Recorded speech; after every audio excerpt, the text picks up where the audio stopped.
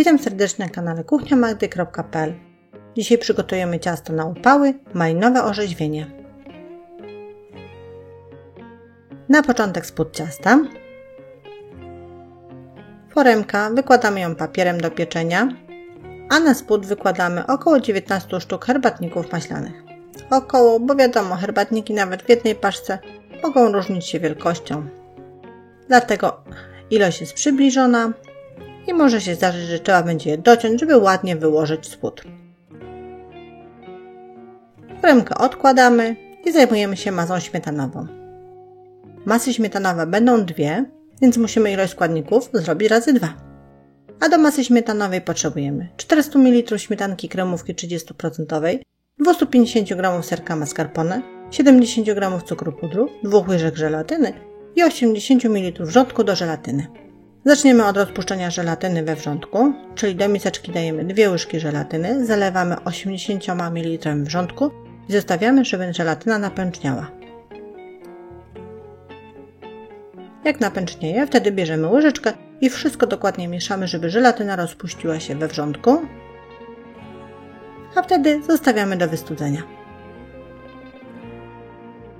Bierzemy sobie miskę, do środka wlewamy 400 ml śmietanki kremówki 30%, bezpośrednio wyjętej z lodówki, takiej mocno schłodzonej, i ubijamy na sztywno.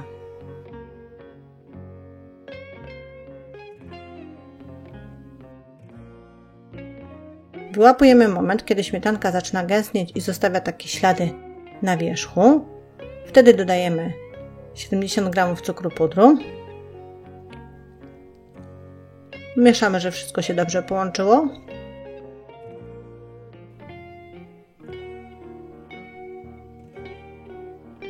Po chwili dodajemy 250 g serka mascarpone partiami i mieszamy.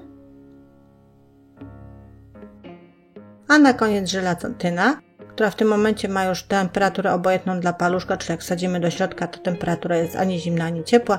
Małym strumieniem wlewamy do masy, wszystko dokładnie mieszamy, nie zapominając o spodzie i o bokach. Odkładamy mikser, wracamy do naszej foremki. Na wierzch herbatników wykładamy masę śmietanową. Partiami będzie łatwiej rozprowadzić, żeby nie przesuwać tych herbatników. I łopatką wszystko wyrównujemy, wygładzamy wierzch.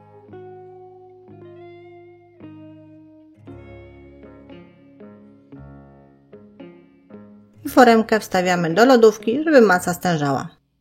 A my w międzyczasie zajmujemy się drugą warstwą, masą malinową.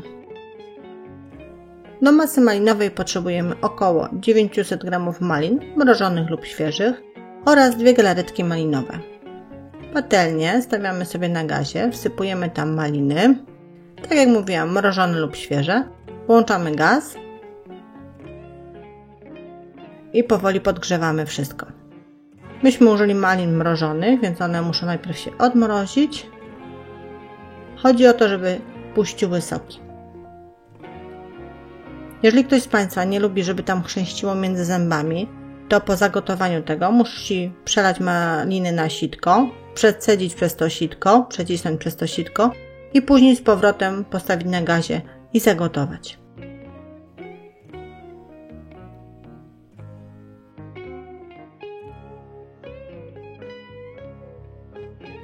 Maliny, kiedy puszczą soki i zagotują się, wyłączamy gaz i dosypujemy 2 galaretki malinowe.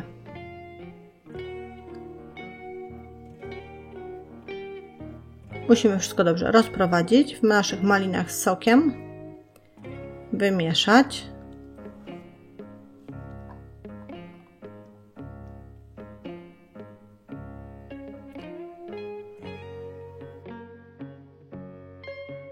Po dokładnym wymieszaniu galaretek masę zostawiamy do wystudzenia i lekkiego tężenia. A kiedy tak masa zacznie tężeć leciutko, powracamy do naszej foremki, wyjmujemy ją z lodówki i na wierzch masy śmietanowej wykładamy tą masę malinową właśnie. Rozlewamy po całości, ona nie jest już taka płynna, ona lekko tężeje, ale mimo wszystko, jak Państwo widzą, trzeba ją wylać na wierzch.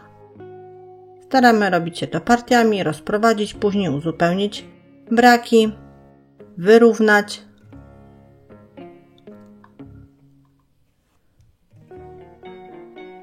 I foremka ponownie ląduje w lodówce.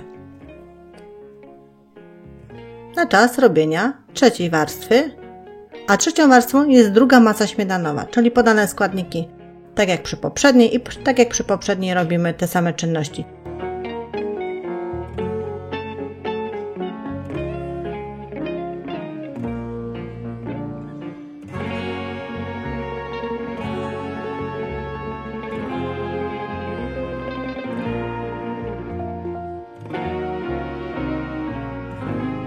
Masa malinowa już na tyle stężała, że możemy tą masę śmietanową wyłożyć na wierzch. Najlepiej to zrobić malutkimi partiami, żeby mimo wszystko nie uszkodzić tej warstwy. I rozprowadzamy po wierzchu. Delikatnie równamy wszystko ładnie, a wierzch obsypujemy wiórkami kokosowymi. I ciasto znowu trafia do lodówki, przynajmniej na parę godzin, wtedy masy zdrężeją. Jeżeli Państwo przetrzymają przez 12 godzin, to również herbatniki będą miały możliwość zmięknąć i wtedy wszystko będzie się bardzo ładnie kroić, bardzo ładnie wyglądać, ale przede wszystkim będzie rewelacyjnie smakować. Jeżeli ktoś z Państwa nie zasubskrybował naszego kanału, zapraszam, a ja żegnam się z Państwem, zapraszam na kolejne przepisy i porady na kuchniamagdy.pl.